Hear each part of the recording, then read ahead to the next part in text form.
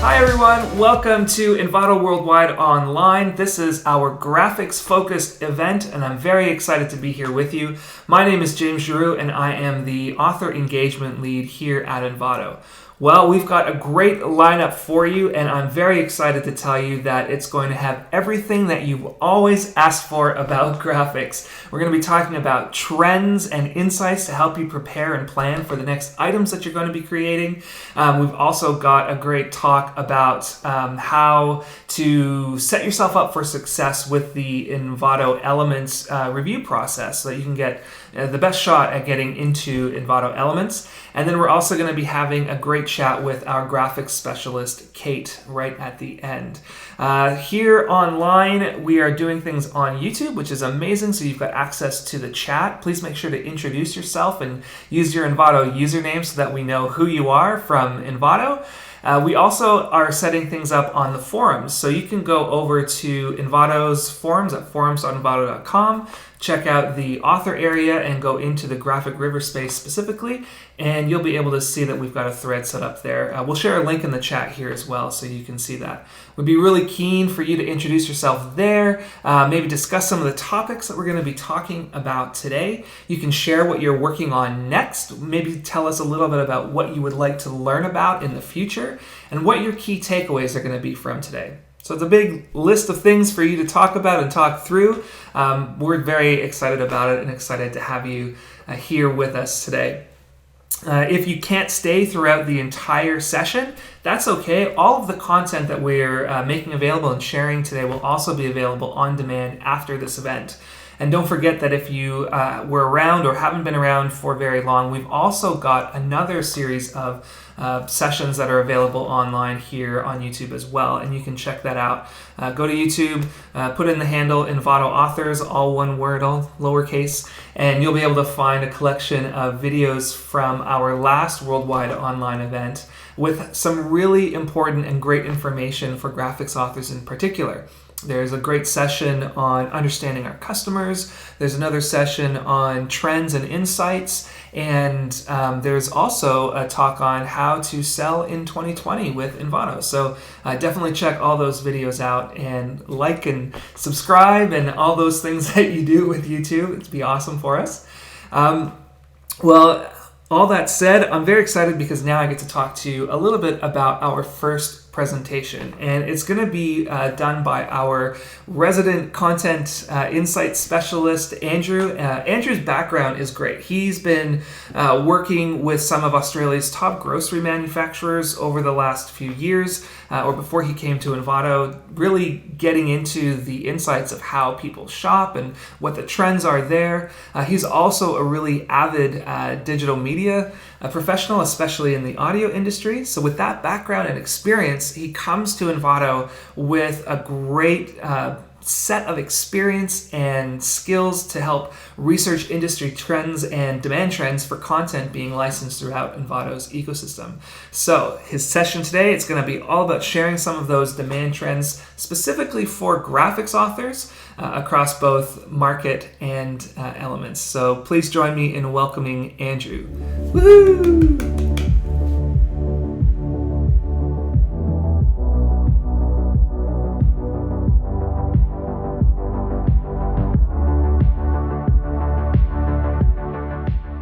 Hello everyone, my name is Andrew Hopson, and I'm the Content Insights Specialist at Envato. A large portion of my days are spent looking at our internal search and sales data, as well as looking at trends externally in order to ensure that our marketplaces contain the types of content that your customers want. From time to time, this can result in the creation of new categories of products. However, often we identify in-demand trends relating to specific industries and niches that are being applied effectively and creatively within our existing category offerings. I'd like to take some time today to discuss some key demand trends that we are seeing from your customers in the graphic design space. These trends are really important so that you can ensure that you are spending your time developing content that your customers want. These are trends we've identified from either rapidly increasing search terms relating to these topics, or alternatively, items within specific niches that have been selling really well. The trends that I'm going to discuss today aren't an exhaustive list.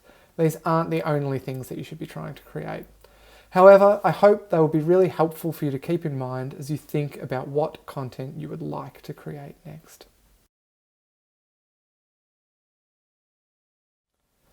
We're going to touch on 5 key areas today. In order for you to get the most value out of this session as possible, I wanted to highlight some industry-wide trends that we're seeing. These are trends that we've seen internally that are backed up by many industry articles that get published throughout the year.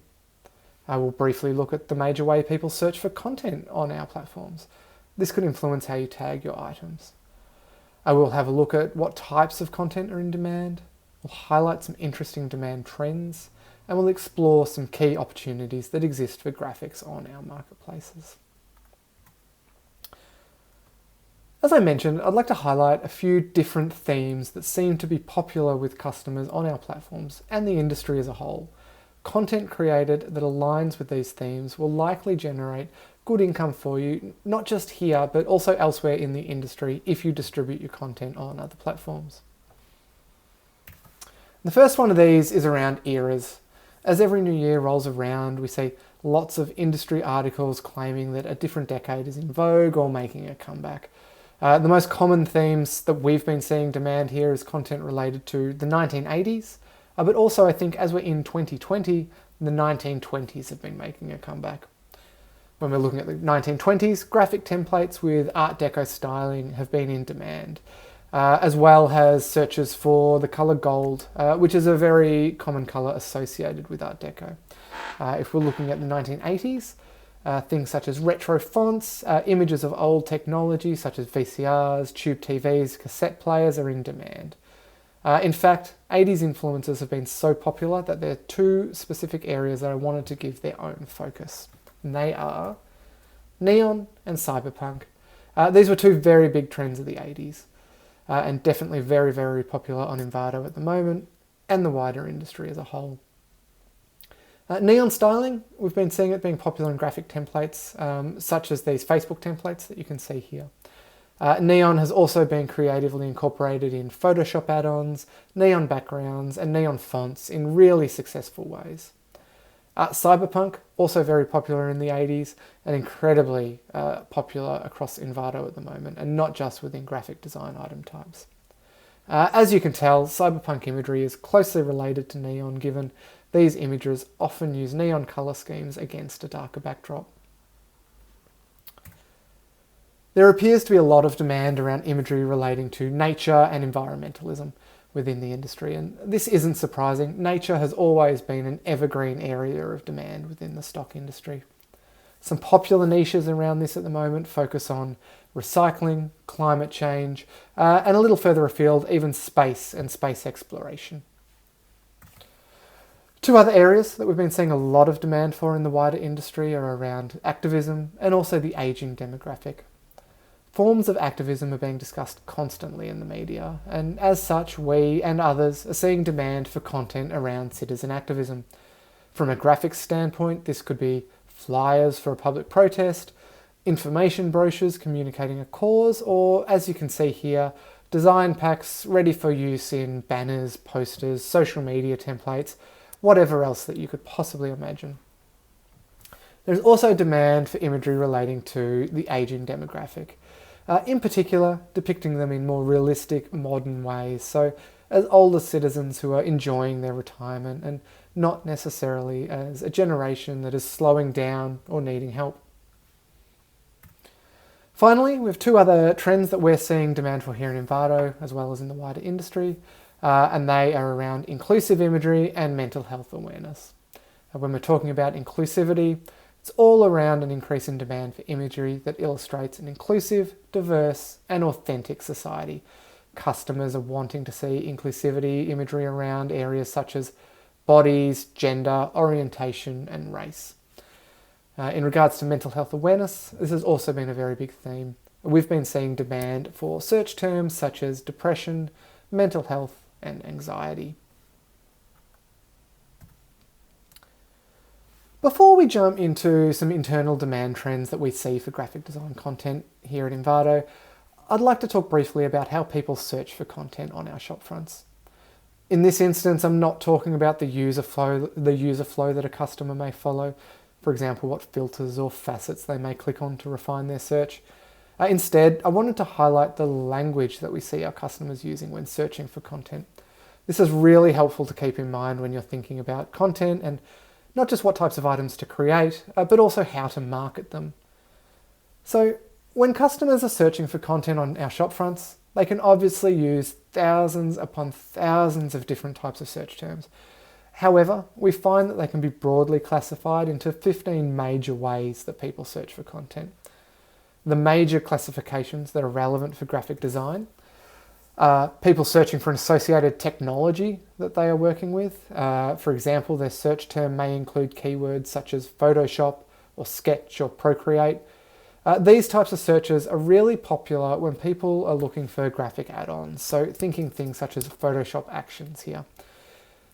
Searches within this technology or platform classification can also relate to content for web platforms, so you may have keywords here relating to things like Instagram, TikTok, and Facebook. Searching for the specific product or production that they are trying to create. This is really popular within graphic templates. When people are searching for a specific product or production, they're often using terms such as resume or business card or mock-up. Searching for specific industries or niches. For example, people may be searching for content relating to real estate or construction industries, so their keywords would include real estate or construction. This is the most popular type of search for presentation templates. However, industry is also really important when people are searching for graphics and graphic templates, and we'll see why shortly. And finally, searching for specific subjects. So this is searching for a specific person or a place or an object. Basically, it's the search for the primary subject of an image, and it can be really broad. It can be anything from coffee cup to the beach. And this is the most popular way that people search for graphics content on our shop front. So these search classifications are really important to keep in mind when creating your item tags, ensuring that your tags adequately describe your item's features, technology, and industries when relevant, to ensure that your products are discovered by the customers who want to find them and license them. So, with these popular search classifications clarified, let's have a look at some of the key search terms people are using across our sites when looking for these areas of content. So now that we know searches with keywords relating to specific industries are important, what are the most popular industries that people are searching for? Well, over the last year, these 5 industries here have been experiencing the most search sessions within the graphic design space here at Envato. They are education, marketing and advertising, health and medical, weddings, and real estate and construction. Granted, these are very broad industries. However, they're not only popular at the moment, they tend to be consistently in demand. It's well worth investing some time to research these industries and see, are there any specific niche businesses or trends within them that are gaining popularity within that industry? It's a great way to ensure that your items are both unique and in demand. A great example we're seeing at the moment within the education industry is around e-learning. We're seeing a huge increase in demand for content relating to e-learning, and this is likely due to the various stay-at-home measures that have been put in place around the world due to COVID-19. So I won't dwell on this slide for long. You'll be able to refer back to a recording of this presentation if you'd like to. However, I've outlined some key terms that customers are searching for within each of those broader industries, and I hope that this provides some additional inspiration for you around what sort of content you could create for these industries. These are terms that may be getting a lot of search sessions in recent times. They may have grown significantly in demand over the last year, or they may just be currently trending over the most recent month on our platforms. Product and production related searches, or people searching for a specific type of end use or project, is the number one way that people are looking for content within the graphic template space. And these are the top 5 types of productions that our customers are searching for. They're wanting to make business cards, logos, flyers, brochures, or resumes. We've actually seen recently on Elements that some of our more successful items have been bundling 2 or 3 of these different product types available within the one item. This is really fantastic for the customer as it enables them to create, for example, a business card and a flyer with consistent branding and theming. As before, in order to provide some additional inspiration, I've included some associated terms for each of these features. Interestingly, you can see there are some common themes for each type of production here. For example, when people are searching for business cards, they may also want to specify the style that they want. That is modern, elegant or clean. For brochures, people are after certain features. And within resumes, it's really around the technologies that people want to create their resume in. Bearing in mind Microsoft Word there is the most popular.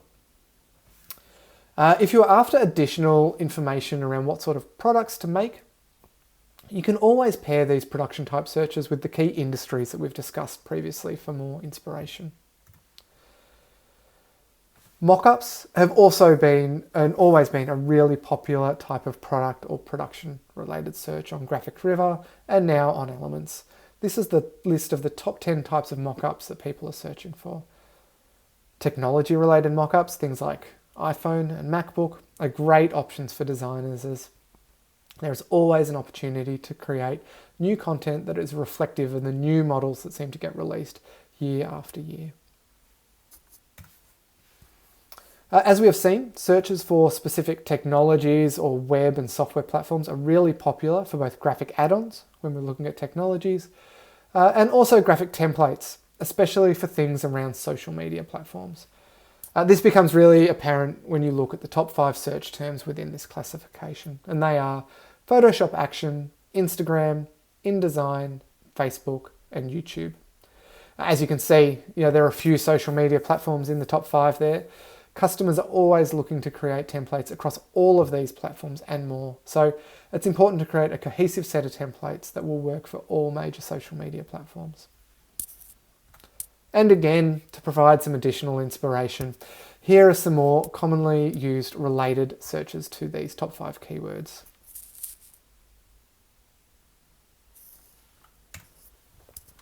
We're starting to get towards the end of the session now. However, I wanted to highlight a few more interesting trends that we have been seeing internally.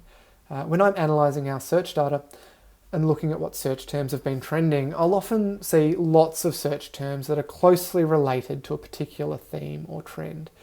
I'd like to touch on a few of these now. Namely, we're seeing live streaming content continue to be in demand. Apparently the live streaming platform Twitch has seen a large increase in viewership since the world started quarantining. Our internal search data has certainly followed this trend. For us, our trend around esports all started with esports logos. However, we're now seeing that trend a little more widely in terms of live streaming, and Twitch overlays are in demand. Basically, a Twitch overlay is a design consisting of a variety of graphics that are overlaid on your gameplay footage during a stream. Common examples include things like webcam frames, bar or ticker overlays, stream alerts, and more. Secondly, the popular digital illustration app Procreate has been getting a lot of attention through our search data lately. Customers are searching for Procreate brushes that they can add to the app. In fact, Procreate has been one of our highest trending terms within the graphic add-on space. We've also been seeing demand for imagery relating to space. Potentially, as SpaceX and NASA have been in the news a lot in recent times, it's ignited people's imaginations and dreams of space travel. As such, we've been seeing search terms such as outer space, galaxy, and astronaut have had a lot of growth, and they've also been performing well in terms of items licensed. We've also been seeing demand around images depicting the awesome power of nature. I mentioned at the start of this session that nature was an industry-wide trend, and this is one of the ways that we're seeing that take shape. I think as there's been more 1 in 100-year weather events around the year, again, this is in people's consciousness. Think terms such as lightning and hurricane here. And another aspect around nature is the trend of sustainability. This is all about the human impact on the environment and showing not only the negative causes, but also the hopeful solutions. This last section will have a look at some of the current hot opportunities across many of our key graphic item types that exist on Envato. There is a lot of data on these slides. However, you will be able to review these at your own pace if you rewatch the recording, so don't worry if I move through them a little fast. So there's a lot of content on these charts, so I'm going to break it down a little bit for you here before we go through it. Each dot on the chart represents a search term. This chart then uses 3 key measures to help you highlight some current opportunities for you. Namely, are these search terms trending? And if so, by how much? The further a term is to the right of the chart, the higher that search term has been trending in recent months. We also need to know how many search sessions per month does a search term get. And this is reflected in the bubble size. The bigger the bubble, the more search sessions that term gets in any given month. Finally, is there a lot of this content already available through Envato? The higher up the chart that this search term is, the more content already exists on the platform, or the more competitive it is for licenses for that sort of content. Weighing up these 3 data points will help you determine how much of an opportunity you believe there is in creating content that aligns with these search terms. And these search terms here are all focused around graphic templates. The key opportunities for graphic templates at the moment are heavily focused around seasonal events. As this is August data, we can see that there's a lot of demand for content around India's Independence Day. There are also some emerging sort of key year-round emerging trends within here. Many of these we've touched on today, such as Twitch and Instagram related terms. There are many more here that you can explore for yourself. Looking at the same information just for graphics, we can see that there is a strong overlap between key opportunities for graphic templates and graphics. Current seasonal events are a big opportunity. So it certainly pays to do some research into key seasonal events and holidays around the world and ensure that you have content that is suitable for the most popular periods. Within fonts, we see that there are opportunities for fonts that aren't based on the Latin alphabet, with terms such as Arabic, Japan, and Cyrillic trending. In addition, there appears to be opportunities around fonts with specific styles, things such as neon, graffiti, and glitch.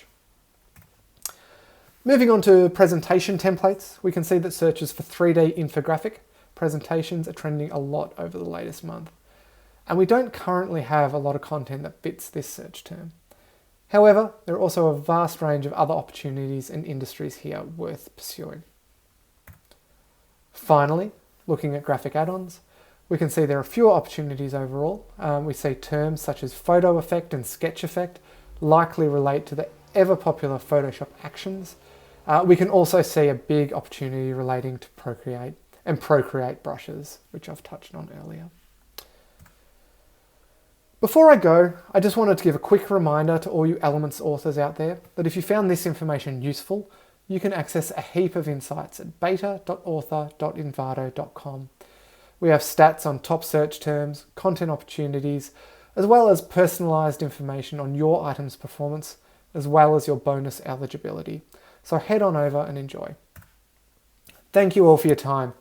I hope that this has provided you with some inspiration around some of the key areas we and the wider industry are seeing growth, both in terms of search demand and licensing. And I really hope that these translate to strong earning opportunities for you all. Thanks again.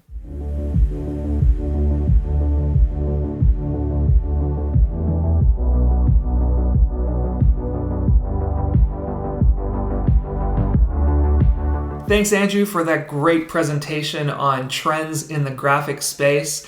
Don't forget that if you have a key takeaway or a topic from the conversation that you want to chat more about, you can do it right here on YouTube through the chat, or you can go to the forums at forums.envato.com and continue the conversation over there.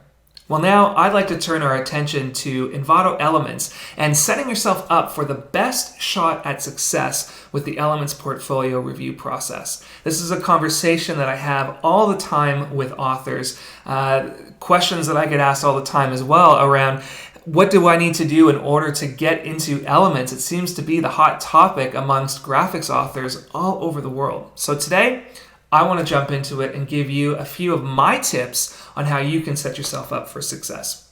First thing I want to say is that every portfolio and review experience is unique. So we're going to be looking at your portfolio on its own merits. We're not comparing and contrasting you with what everybody else is doing. We really are focused on you as an individual contributor and an author and what you bring to the table. However, there are a few things that we think are common for a lot of authors, and that I think are common for a lot of authors, that will be helpful for you to know as you go into the process of applying for Elements. The first, I think, is to be honest, open, and clear about who is applying. So sometimes when you're filling out an application, you might want to use your brand name or your company name, and that's fine and great. But we need to know who you are. So make sure that you're using your real name wherever possible, especially if you are applying with an account that already exists and has a track record at Envato. Using your real name, like the account owner name, would be really helpful for us. It just helps us get a good picture of what's going on with you as an individual applying to be part of Elements. The second thing is to choose your best and newest assets for your portfolio. When it comes to evaluating things, there's a couple of different ways our reviewers can do it, but I think to set yourself up for success really well, focus on maybe what you've created over the last year, and remember that this isn't necessarily what's sold the most, but based on your quality level, on your what you've been able to execute really well on, those are the types of items that I think are worthwhile including in your portfolio. Especially considering that what sells well on Market, for example, through GraphicRiver, might not be the same thing that's successful on Elements. Elements is a totally different ballgame when it comes to how users interact with content. And sometimes they're even willing to download something that they're not planning on using just because it's so visually or aesthetically pleasing to them. They're like, oh, I've just got to look at that and see what's going on under the hood, so to speak. So make sure that your portfolio is filled with your best stuff. And if you can, some of your most recent things as well that fit into that category. Help us get a sense of who you are and what you're creating now, not what you created maybe 2, 3, or 4 years ago. The next thing that I think is really important in the evaluation process is to have a history of publishing new items regularly with Envato. So for those of you who are new to Envato in general, this isn't going to be something you can do. But if you're coming with a portfolio that's got lots of items in it, that's obviously something we're after. We want to see that when we add you to the community of authors that exist within Elements, that you're going to be a regular contributor. You're going to be active in publishing new content. That's something that's really valuable to us, and it's really valuable to our customers because they want to see great things over and over and over again, especially if you're bringing a visual or aesthetic style that may be unique to Envato Elements. That can be really something in your favor. The other thing about your portfolio is you can kind of go two ways. You can show a lot of the same thing at a really, really high quality, or, and what I think is better, is to show some variety, not in the skills and techniques that you're using. Don't go for that. I think for photography, here's a great example. If you are a great portrait photographer and you take a lot of portraits of people, or you do these great stock photo shots and they're all of people, but you don't have anything else in your portfolio, it can sort of come across as one note. And when you're able as a graphics creator to show a variety or diversity in the kinds of things that you can create, that helps the reviewers to get a sense of the types of things you can do and an overall better sense of confidence that you'll be producing things that customers want at the level that is required for Elements. And the next thing is to have a history of doing the right thing. Doing the right thing by customers, by authors, and by Envato as well. And what we mean by that, or what I mean by that, is, Envato's an ecosystem, it's a community. There's interactions that you're going to have with all three of those different groups. The way that you respond to customers, whether that's through the chat that's on your item pages, or the way you interact with other authors through the forums, or the way you treat authors and author items, and the way that you respond to Envato and in your interactions with Envato. All three of those things play a role in helping us get a sense of who you are as an author and how you'll fit in with the needs and demands of Envato Elements. So those are a few tips that I wanted to just leave with you about how you can set yourself up for success with the Elements portfolio review process. Now, all that said, sometimes it might still not be enough, but that's okay. If you don't succeed the first time, just remember you can always apply again after about 6 months. And that 6 months is a great opportunity for you to think about your portfolio, think about the content you're producing for sale and to customers. And if your goal is to get onto Elements, maybe take a look at what you've got in the pipeline and tailor the content that you're releasing to suit what you think might work well for Elements. And a great piece of that is just looking at what's coming through, what's being showcased on Elements to get a sense of the aesthetic and the quality level that's required to make it on to Elements. Well, those are all the tips that I have for you on getting through the Elements review process. I believe in you. I know you can do it, and I can't wait to see what you create next. Well, now we're going to turn our attention over to a conversation that I had a little earlier with Kate, our graphics specialist. So please join me in that chat right now.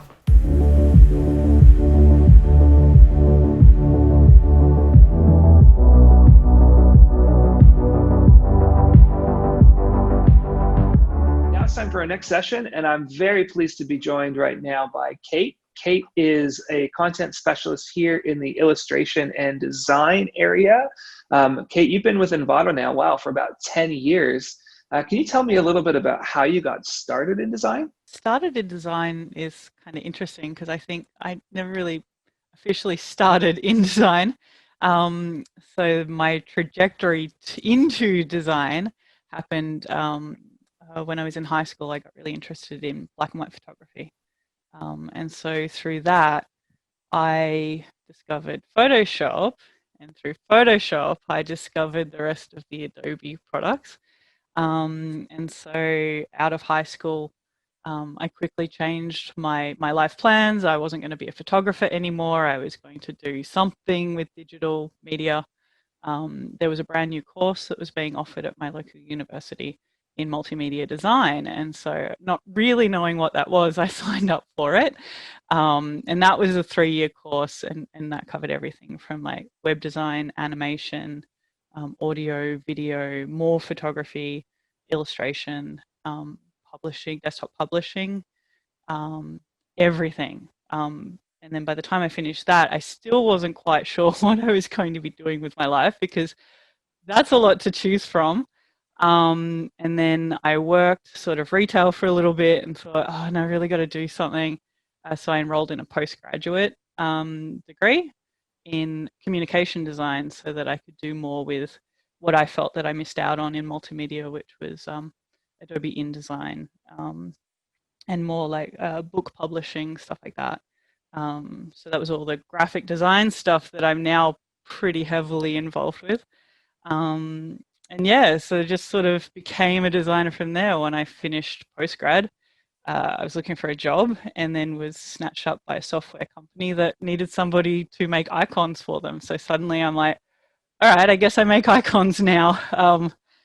I wasn't really qualified in. I don't think anyone's ever was really qualified in those things back then. And yeah, ended up doing design. So many amazing new ways of being creative have come out over the last 10 or 20 years. So I'm not surprised to hear that. So you got started in design, went to school for some of it, got picked up to do icons. That's crazy. How did you get started then at Envato? Like, how did you get connected to the Envato community? Yeah, well, I mean, through my work as an icon designer, they just sort of like, I was the only person who could do design at the business at that time. So I kept getting these requests like, can you make our box, like the box that software came in. I'm like, yeah, I reckon I could figure that out. I learned all of these things at uni. It was fine. Stumbled my way through it. Can you do emails? Yeah, I reckon I could do that as well. And so every time I was asked to do something that I kind of knew enough about, but not like I could fake it till I make it, I would end up going over to Tarts and like, oh, I got to figure out how to do this thing.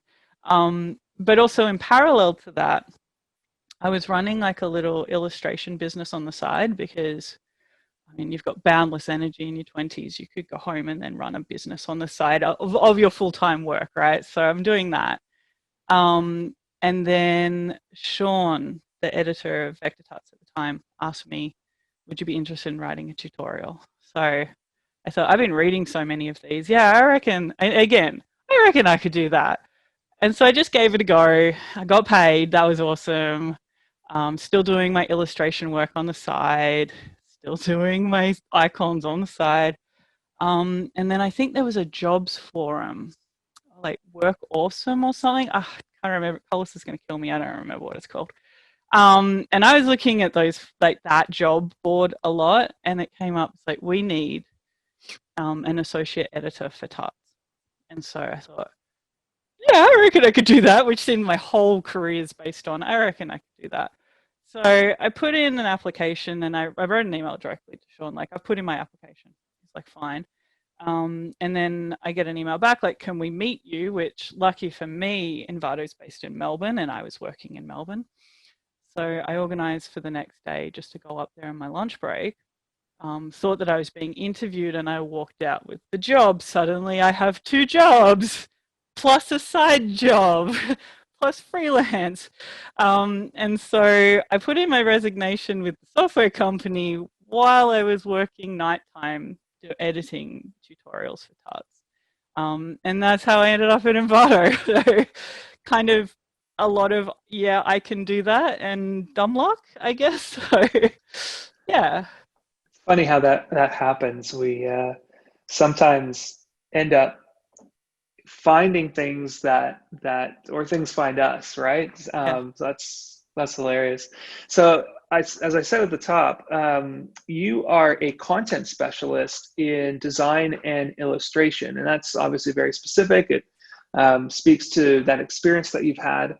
Can you tell me a little bit about what your day-to-day looks like? Like, what does it actually mean to be a content specialist? Oh, it could be a lot of things. And depending on what time of year it is as well. So straight off the top of my head, trend reports, but they come near the end of the year. So we do, it's a really exciting part of the year that I look forward to. We can look back at everything that's been coming through our queues, everything that's been going on in the greater industry, and I get to just immerse myself in it and write these trend reports, and where I think the trends are going as well. I also do a lot around our technical requirements and how the review operations team do their work in a really efficient way. And then sometimes I work on a little bit of integrity and lots of business stuff, helping other departments. If anybody wants to know anything about design, how we review design, how we sell design, what the industry is doing with design, then they sort of come to me. So I'm a bit of a, again, yeah, I could do that. So I help a lot of different departments, but also our community and our buyers. So I guess then you with all of those things that you're doing, working with reviewers, working on the technical requirements and the review guidelines and things like that, you've got a very influential role in what's important and what our authors need to know about when it comes to getting things published here at Envato. What are some of the things that you think about as you're planning quality standards or content requirements? Well, there's sort of 2 parts of content requirements, and there's sort of what it looks like. So does it apply design principles? How does it look to the buyer? And then there's how it works. So does it, can, like, say like an action or something, like does it run without throwing up any errors? or a print template? Does it have those technical requirements you need before you send it to a printer? Stuff like that. So I take care of the whole of that sphere. So thinking, all right, how do we articulate best practice in design for an audience of people who are already designers? So I don't have to start like in tuts. I don't have to teach from day one, which is great. But how do we put that forward in a really clear and easy understand way? And then with the technical stuff, it's like, what would be reasonable for a buyer to expect in this file? So a print template should have bleeds and stuff like that, because sometimes depending on the print place you go to, it can cost you more for the print service to add those things. And we think that it's much better for buyers that they can just grab the template out of the box and put their stuff in it and then send it to the printer, and there's no follow-up. So yeah, I do a lot of that, and we have a lot of software. The authors would know, have a lot of different software packages. So I'm doing it across the Adobe suite, and Keynote, PowerPoint, Sketch, Figma, all of the new things that are coming on as well. So that keeps me busy, really busy. Well, you mentioned something there about, which I found fascinating, about even thinking about things like bleeding on documents. It speaks to something I think that's a little different in how we approach our content than, say if you're designing for yourself, which is this idea that if you're designing for somebody else, and especially if you're designing for somebody else at scale where you don't know what experience they're going to have or what their background is, you need to make sure that you're putting their needs first. Customers are obviously the number one thing. We want customers, our authors want customers. And so we want to make sure that the experience they have with the products that they buy is absolutely incredible. So I'm curious to hear from you as the content specialist. What are some of the most common mistakes or things that authors do that aren't creating for customers? I'd say that what I myself have learned within my career, in undergraduate, we didn't learn about file prep. We just learned how to make things, and it was all the looks, right? So it's like putting a mess under the bed. Like nobody sees the inside of the file. Beautiful. What I learned in postgrad is if you're working with a client, there needs to be a certain way that you prepare your files so that they've got a very clear idea of how to edit the things that they might need to edit. And it sort of follows a standard approach for all files. So if they're getting files coming in from a few different creators, those files can work together. So we have a similar approach, especially with like Elements, where it's a designer's toolbox. So we hope that a subscriber can come in and they can mix and match all sorts of different files and not have to learn how each of them have their own little quirks. And so where we set forward minimum requirements on how these files are made, and then that keeps the customers happy. That's a good learning path for possibly newer designers or designers that haven't worked in an industry that requires these file prep. And it helps the reviewers as well. We go much faster if things are set out the same way, because we know exactly where to find the things that need to be edited and changed. Reminds me of a lesson I learned early on in my own design career about even something as simple as naming your layers and how that makes it easy. Like the context for me was, if you name your layers, then you know what's on that layer and you can go back to that file 6 months down the road and figure out what was happening.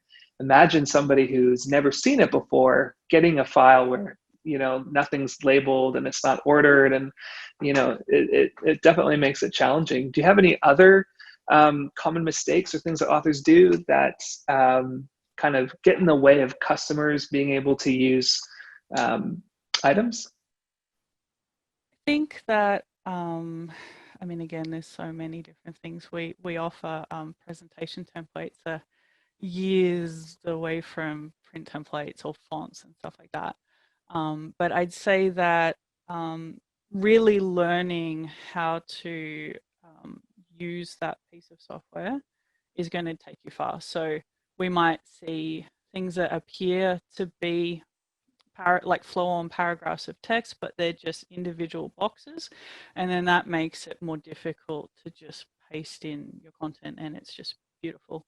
You know, just basic stuff like that. Like, you need to think of the end user might not know as much about design as you do, so then you need to make it as simple and beautiful for them to use your file.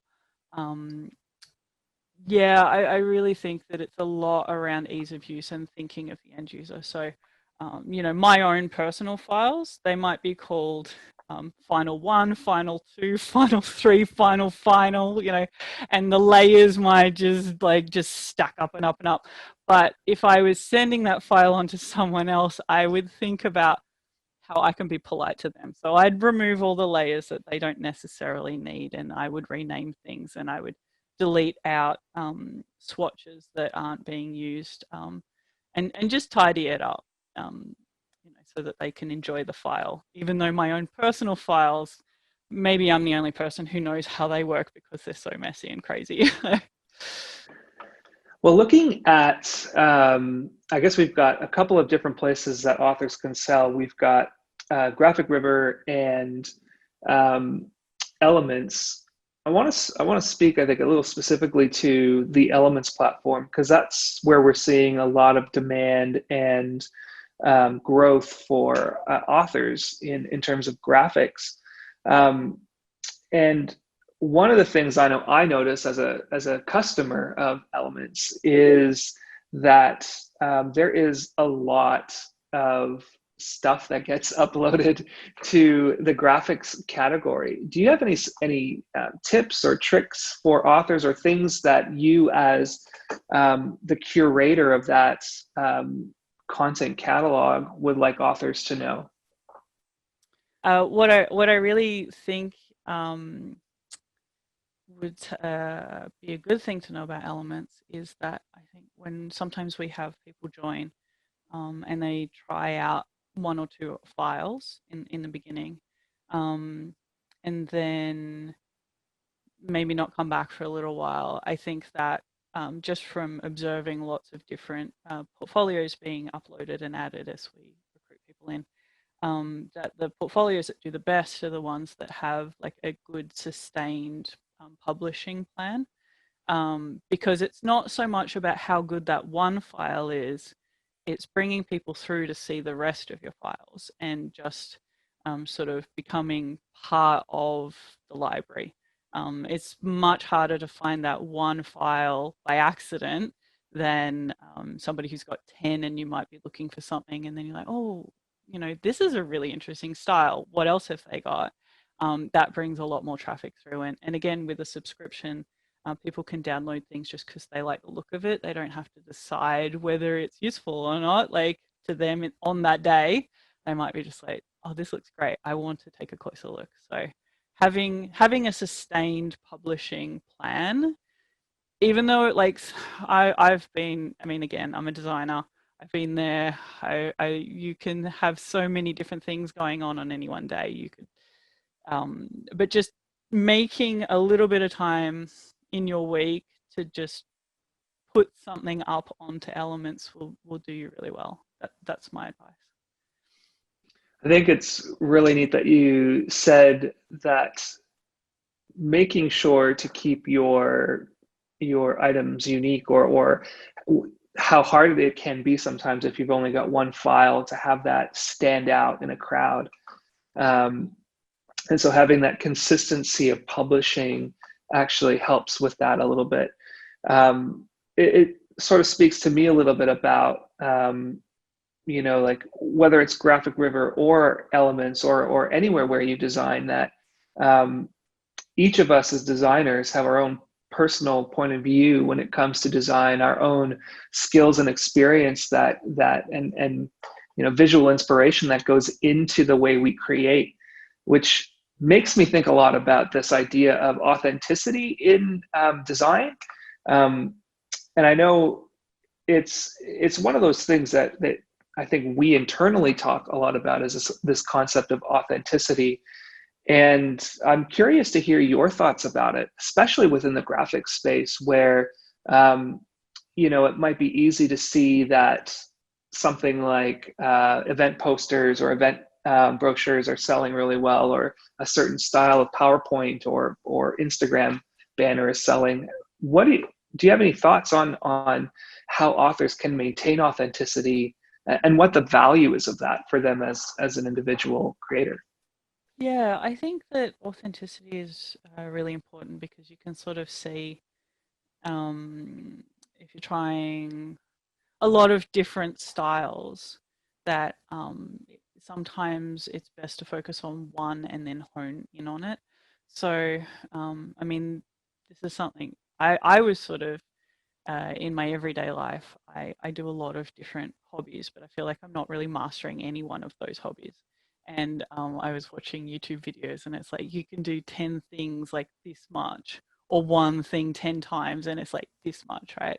So, in terms of becoming familiar and comfortable with your style, I know that it can be tempting when you see, like, you just want to become popular. You want lightning to strike, right? You want your style to get picked up, and you sort of try lots and lots of things, like throwing out a fishing net and seeing what you draw back.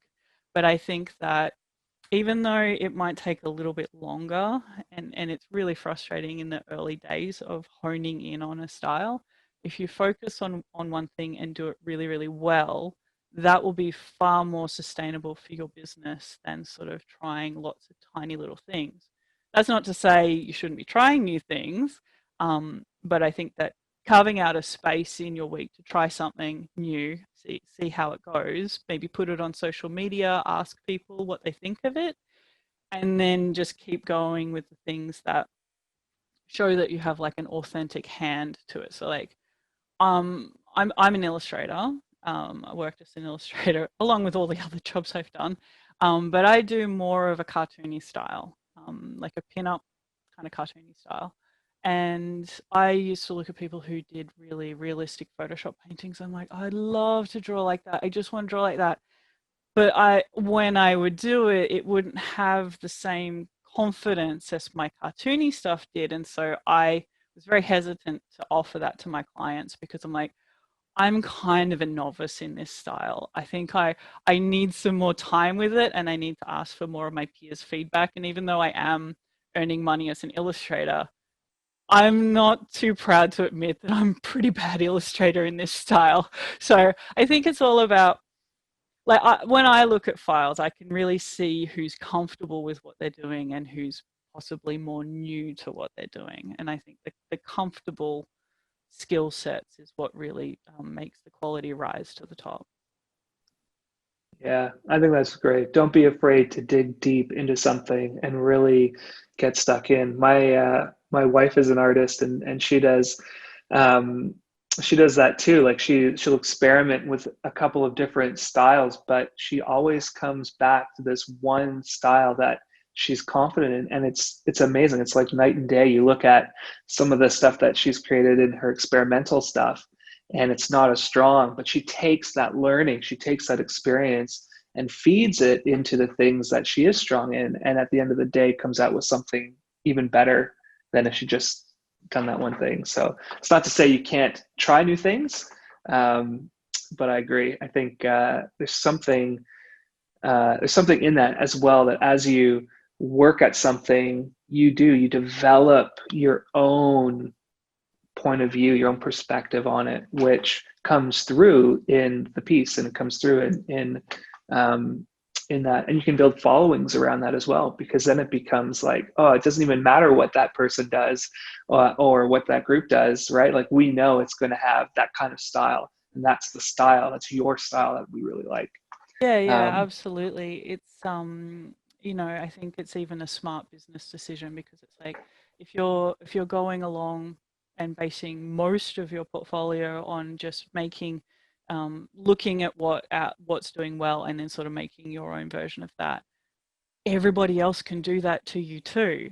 But if you have a unique style, if they're like, oh, that's such and such's portfolio without even seeing a name on it, then that's what gets you through. That's really sustainable. Yeah. yeah, I've had that experience myself, even seeing things that I'm like, I love that. And I love that style. And then you go down that rabbit hole of looking at that author's portfolio and looking at all the different pieces that speak. You can see that design language spoken through several different items that they have. It's awesome to do that. Well, I guess we're getting close to the end here of our time together. And I thought, is there anything else that you would like authors to know about design, illustration, or being a part of Envato? And a lot of stuff. Again, maybe I need to do more. Maybe I need to talk to everybody a little bit more. But I guess what the authors should know. I see a lot of content. I've seen a lot of content for the last 10 years. I do know of people, even if they might not have known about me until now. I've been following along with some people's careers and just like blown away that like the dedication that they put into their work, and just seeing them become more and more successful just really puts a smile on my face. I think in terms of what I would like them to know about the review side of my work, don't be afraid to ask questions on the forums. We've got a review handbook, but as with all sorts of handbooks, if it's not quite making sense to you, if you're worried that you might not know, you want to double check some of the technical requirements, come onto the forums, and I can help sort out the technical side of things. I can't so much help on an individual, like, is my picture good or not? Like that again, that could take up my whole week, and I've got a lot of things going on. But if you're not sure about how to export your file or something like that, I can definitely help out there. And yeah, just ask each other for help on the quality side, and just be consistent. Just take a little time out of your week to just work on your folio, and I think that will pay off quite a bit. Awesome. Well, thank you so much, Kate, for joining us today. Thank you to everyone else who joined us today. This is the end of our worldwide online webinar. I hope that you've enjoyed hearing from Kate and from Andrew as well. Now, I would encourage you to continue these valuable conversations over on the forums, as Kate mentioned.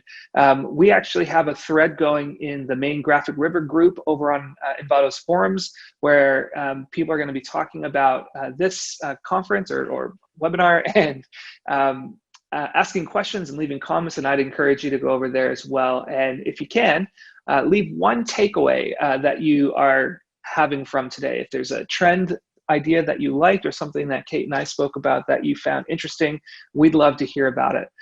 Today's videos are going to be available to watch on demand right here on YouTube, and so I'd encourage you to come back to the channel and check it out.